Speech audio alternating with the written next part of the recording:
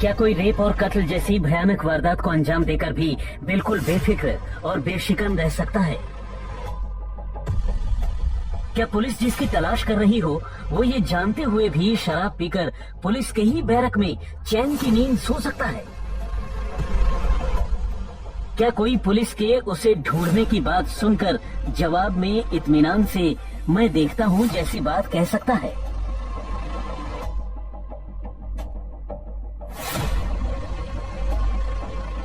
सवाल अजीब है, लेकिन कोलकाता के आरजी कौर रेप केस में आरोपी संजय रॉय का सच कुछ ऐसा ही है। कोलकाता पुलिस ने 9 अगस्त को जब संजय रॉय को गिरफ्तार किया तो वो आरजी कौर अस्पताल में तैनात कोलकाता पुलिस के 4th बटालियन के बैरक में सोता हुआ मिला। लेकिन उसकी गिरफ्तारी से पहले और उसकी गिरफ्तारी के बाद जिस तरह एक के बाद एक वारदात की कड़ियां उससे जुड़ती चली गई, उसने न सिर्फ वारदात के सच को बल्कि उससे संजय के कनेक्शन को भी बिल्कुल साफ कर दिया। 8 अगस्त की शाम से लेकर 9 अगस्त की सुबह तक अस्पताल में ट्रेनी डॉक्टर का कत्ल करने और फिर अगले ही दिन खुद के गिरफ्तार होने के पहले तक सीसीटीवी कैमरों से लेकर मोबाइल फोन की लोकेशन, सीडीआर और चश्मदीदों के हवाले से संजय रॉय की जो गतिविधि सामने आई वो चौंकाने वाली है। 9 अगस्त की सुबह अस्पताल के सेमिनार हॉल में ट्रेनी डॉक्टर के कत्ल की खबर मिलने पर जब कोलकाता पुलिस मामले की जांच करने पहुंची तो सबसे पहले उसने अस्पताल के इमरजेंसी बिल्डिंग और सेमिनार हॉल के इर्द गिर्द लगे सीसीटीवी कैमरों की फुटेज को खंगालना शुरू किया। इस कोशिश में उसे सेमिनार हॉल के इर्द गिर्द कम से कम 15 लोग नजर आए जिनसे पुलिस ने पूछताछ की। चूंकि इन सारे के सारे लोगों का कत्ल से कोई लेना देना नहीं था तो इन्होंने पुलिस के सवालों का सही सही जवाब दिया और शक के दायरे से बाहर चले गए। लेकिन एक शख्स ऐसा था जो अब भी पुलिस की जद में नहीं आया था, क्योंकि वो वारदात को अंजाम देने के बाद पुलिस के बैरक में ही जाकर सो गया था।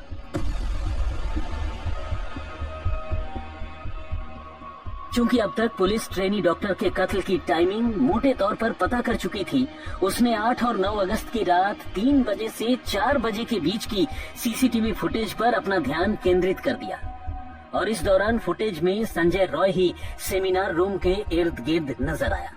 अब चूंकि संजय रॉय दूसरे सीसीटीवी फुटेज में इसी अस्पताल में भर्ती एक मरीज के पास जाता हुआ दिख रहा था तो पुलिस ने संजय के सीसीटीवी फुटेज का ग्रैब निकालकर उसे अस्पताल में भर्ती उस मरीज को दिखाया। ये मरीज कोई और नहीं बल्कि एक और सिविक वॉलंटियर सौरभ का भाई था जो उसी अस्पताल में भर्ती था। और इसी भाई को जब संजय रॉय की तस्वीर दिखाई गई तो उसने देखते ही संजय को पहचान लिया और उसके बारे में पुलिस को जानकारी दी। उधर शाम तक वारदात का शिकार बनी ट्रेनी डॉक्टर की पोस्टमार्टम रिपोर्ट आ चुकी थी और पोस्टमार्टम से ये साफ हो चुका था कि डॉक्टर की मौत रात के खाने के करीब 4 घंटे बाद हुई है। क्योंकि रात के खाने का वक्त करीब 12 बजे का था तो ये बात भी साफ हो गई कि डॉक्टर की हत्या 4 बजे के आसपास की गई। उधर सीसीटीवी फुटेज में भी संजय रॉय करीब 4 बजे ही सेमिनार हॉल की तरफ जाता हुआ दिख रहा था। ऐसे में दूसरे सबूतों के साथ साथ सीसीटीवी फुटेज भी इस बात की तस्दीक कर रही थी कि इस मामले में संजय ही शामिल है। हालांकि संजय अब तक पुलिस की गिरफ्त में नहीं आया था। उधर दोपहर को सौरभ के भाई ने संजय रॉय की पहचान तो कर ली, लेकिन अब तक सौरभ को पता नहीं था कि पुलिस संजय रॉय को ढूंढ रही है।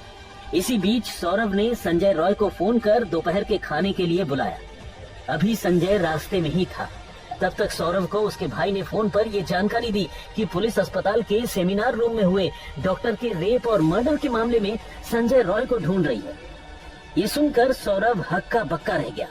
हालांकि संजय के पहुंचने पर सौरभ ने उसे लंच सर्व किया और साथ ही उसे बताया कि अस्पताल में हुई हत्या के सिलसिले में पुलिस उसे ढूंढ रही है। लेकिन सौरभ ये देखकर हैरान रह गया कि बेशिकन संजय ने सिर्फ मैं देखता हूं कहकर बात टाल दी। हालांकि इसके बाद संजय ने खाना नहीं खाया, लेकिन 4th बटालियन के बैरक में पहुंचकर उसने फिर से शराब पी और वहीं सो गया। बाद में जब कोलकाता पुलिस संजय रॉय को ढूंढती हुई पुलिस के बैरक में पहुंची तो वो नशे में धुत वहीं सोता हुआ मिला। गिरफ्तारी के फौरन बाद ही उसने न सिर्फ अपना जुर्म कबूल लिया बल्कि पुलिस से कहा कि मुझे फांसी दे दो। लेकिन ये सिर्फ गिरफ्तारी के वक्त की बात नहीं है, गिरफ्तारी के अगले दिन भी संजय रॉय के चेहरे पर कोई अफसोस नहीं था, बल्कि वो पूछताछ में बहुत आराम से सारी बातें कबूल रहा था। पुलिस को पूरी सीक्वेंस समझा रहा था। इस बीच पुलिस ने संजय के दोस्त सौरभ से भी पूछताछ की, जो वारदात से पहली रात संजय के साथ था। सौरभ भी संजय की तरह ही एक सिविक वॉलंटियर है। सौरभ ने पूछताछ में पुलिस को बताया कि 8 अगस्त को उसने अपने भाई को इलाज के लिए आरजी कौर अस्पताल में भर्ती करवाया। सौरभ ने बताया कि वो दोपहर को 1:30 बजे अपने भाई को अस्पताल में भर्ती करवाने के लिए अस्पताल के रिसेप्शन पर गया था। वहां उसने पूछताछ की। भाई के भर्ती हो जाने के बाद रात को 10:30 बजे वो फिर से अस्पताल पहुंचा, जहां संजय रॉय भी सौरभ के पास आ गया। इसके बाद सौरभ और संजय दोनों ने सौरभ के भाई को अस्पताल में छोड़कर बाहर आकर शराब पी। शराब पीने के बाद दोनों पहले नॉर्थ कोलकाता में मौजूद रेड लाइट एरिया सोनागाछी गए। वहां सौरभ तो एक अड्डे के अंदर चला गया, लेकिन संजय बाहर ही खड़ा रहा। चूंकि संजय को सोनागाछी में अड्डे के अंदर जाने का मौका नहीं मिला, जब सौरभ बाहर आया तो दोनों ने शहर के ही एक दूसरे जिस्म फरोशी के अड्डे चेतला में जाने का फैसला किया। चेतला साउथ कोलकाता में है और सोनागाछी से इसकी दूरी करीब 15 किलोमीटर है। 8 और 9 की रात को दोनों सोनागाछी से निकलकर बाइक से ही चेतला पहुंचे, लेकिन यहाँ भी संजय को अंदर जाने का मौका नहीं मिला।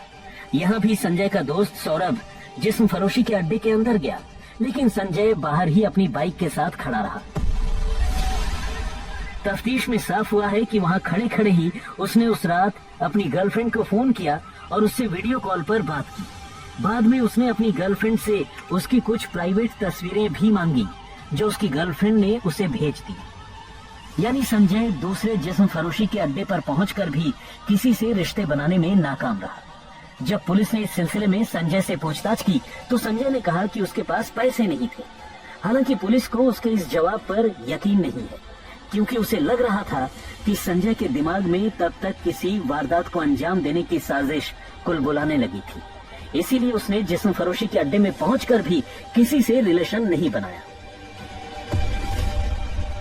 पूछताछ में सौरभ ने पुलिस को बताया कि उसे बाइक चलानी नहीं आती है, इसीलिए उस रात शराब पिए होने के बावजूद बाइक संजय ही चलाता रहा। जब दो रेड लाइट एरिया से घूमकर दोनों आरजी कौर अस्पताल के पास वापस पहुंचे तो संजय 4th बटालियन की ओर जाने की जगह अस्पताल की तरफ बढ़ गया। इस पर सौरभ ने उससे पूछा कि क्या वो 4th बटालियन की तरफ नहीं जाएगा, तो उसने कहा कि वो जाएगा। तब रात के करीब 2:45 बज रहे थे। सौरभ ने बताया कि आरजी कौर अस्पताल की तरफ से भी एक सड़क 4th बटालियन की तरफ जाती है, इसलिए उसे लगा कि शायद संजय घूमकर उसी रास्ते से पुलिस के बैरक में पहुंच जाए। पूछताछ में सौरभ ने पुलिस को बताया कि उसे नहीं पता था कि इसके बाद संजय कब बैरक में लौटा। अगले दिन सुबह 10 बजे उन्हें अस्पताल में भर्ती अपने भाई के पास जाना था। इसके लिए जब वो संजय को जगाने बैरक में पहुंचा तो संजय गहरी नींद में सो रहा था और 2 बार जगाने की कोशिश करने के बावजूद वो नहीं उठा। सौरभ का कहना है कि इसके बाद वो अकेला ही अस्पताल चला गया और वहां उसने डॉक्टरों से बात की। 9 अगस्त की दोपहर को डॉक्टरों से मुलाकात के बाद सौरभ ने कई बार संजय को फोन किया, लेकिन उसने फोन नहीं उठाया। असल में वो संजय को साथ में लंच करने के लिए बुलाना चाहता था। इसके बाद जब तक संजय सौरभ के पास पहुंचा, सौरभ लंच कर चुका था। सौरभ ने उसे आरजी कौर में हुई वारदात के बारे में बताया और उसके बारे में पता करने को कहा, क्योंकि संजय की कई लोगों से जान पहचान थी। इस पर संजय ने कहा कि वो चेक कर रहा है।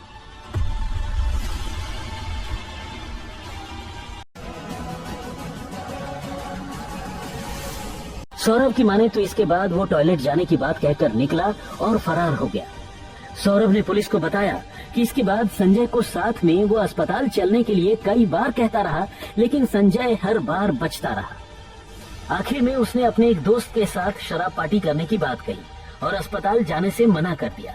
सौरभ की माने तो संजय बेशक आरजी कौर अस्पताल नहीं जाना चाहता था, लेकिन वारदात के अगले दिन यानी 9 अगस्त के रोज भी वो बेहद रिलैक्स्ड और खुश दिख रहा था। सौरभ ने बताया कि उसे 9 अगस्त की रात 12 बजे ये पता चला कि पुलिस संजय को उस केस में गिरफ्तार करना चाहती है। उसने बताया कि इसके बाद उसने संजय को कई बार फोन किया, लेकिन उसने फोन नहीं उठाया। असल में तब तक पुलिस संजय रॉय को गिरफ्तार कर चुकी थी।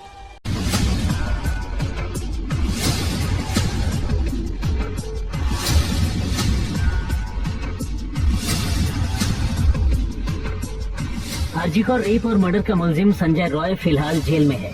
संजय को पहले कोलकाता पुलिस ने गिरफ्तार किया था और फिर केस सीबीआई को ट्रांसफर किए जाने के बाद पुलिस ने उसे सीबीआई के हवाले कर दिया। लेकिन आखिर संजय के खिलाफ वो कौन से सबूत हैं जिसके चलते पुलिस और सीबीआई भी उसे ही इस केस का इकलौता मुलजिम मानकर चल रही है? तो जवाब है 53 से ज्यादा वो सबूत जो कोलकाता पुलिस ने अपनी शुरुआती जांच के बाद सीबीआई के हवाले किए। इन सबूतों में टेक्निकल एविडेंस से लेकर मौका वारदात और संजय के पास से बरामद वो चीजें भी शामिल हैं जिन्होंने संजय को कानून के शिकंजे में फंसा दिया है। वारदात के बाद पुलिस को संजय रॉय का सीसीटीवी फुटेज तो पहले ही मिल गया था, जिसमें वो अस्पताल के सेमिनार हॉल की तरफ जाता हुआ दिख रहा था। इसके बाद मौके से उसका टूटा हुआ ब्लूटूथ नेक बैंड भी मिला, जिसकी पेयरिंग उसके मोबाइल फोन के साथ थी। ये भी उसके पकड़े जाने की एक अहम वजह साबित हुई। लेकिन इसके अलावा भी 9 अगस्त की रात 8:30 बजे से 9:45 बजे तक कोलकाता की स्टेट फॉरेंसिक साइंस लेबोरेटरी के एक्सपर्ट्स ने मौका वारदात से करीब 40 से ज्यादा एग्जिबिट्स यानी नमूने इकट्ठा किए और इनकी बाकायदा वीडियोग्राफी की गई। और ये सारे के सारे एग्जिबिट्स इसी बात की तरफ इशारा करते हैं कि मुलजिम कोई और नहीं बल्कि संजय ही है। सबूत इकट्ठा करने की इस प्रक्रिया के दौरान पुलिस ने कई स्वतंत्र गवाहों और डॉक्टर्स के बयान भी दर्ज किए। और तो और जब पुलिस ने संजय रॉय को 9 अगस्त को गिरफ्तार किया तो उसके शरीर पर पिछली रात ट्रेनी डॉक्टर के साथ की गई मारपीट और ज्यादती के निशान मौजूद थे। इस दौरान पुलिस ने संजय रॉय का मेडिकल टेस्ट करवाया, जिसमें उसके हाथ पर और जांघ पर खरोच के ताजा निशान पाए गए। पुलिस ने मजिस्ट्रेट के सुपरविजन में संजय रॉय के मोबाइल फोन का सारा डेटा इकट्ठा किया। इसमें वारदात के वक्त उसके मोबाइल फोन की लोकेशन का आरजी कौर अस्पताल के इमरजेंसी बिल्डिंग के आसपास होने की बात भी साबित होती है। इसके अलावा वो जहां से ट्रेवल कर आरजी कौर अस्पताल तक पहुंचा और जहां जहां रुका वो सब मोबाइल फोन में दर्ज है। इसी तरह सीसीटीवी फुटेज तो खैर है ही। पुलिस को उसके मोबाइल फोन से उसकी गर्लफ्रेंड की प्राइवेट तस्वीर के साथ साथ वो अजीबोगरीब पोर्न वीडियोस भी हाथ लगे हैं जो आम इंसान नहीं देखते। ये वीडियो रिश्ते नातों से परे और बेहद हिंसक है।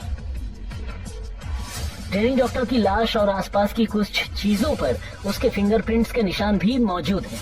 इसके अलावा वारदात के दौरान पहने गए उसके कपड़े, इनर गारमेंट्स, चप्पल में मौजूद ट्रेनी डॉक्टर के खून के धब्बे सब कुछ पुलिस के पास है। और तो और संजय रॉय के ब्लड सैंपल भी मौके से मिले खून के कुछ धब्बों से मैच कर गया है।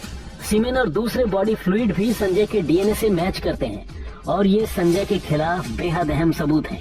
इसके अलावा कोलकाता के श्याम बाजार इलाके में मौजूद एक बैंक के सीसीटीवी कैमरों में संजय की कुछ तस्वीरें कैद हुई जो उसके मूवमेंट की तस्दीक करती हैं और इन्हें भी पुलिस ने सुरक्षित रख लिया था, जिन्हें बाद में सीबीआई के हवाले कर दिया गया।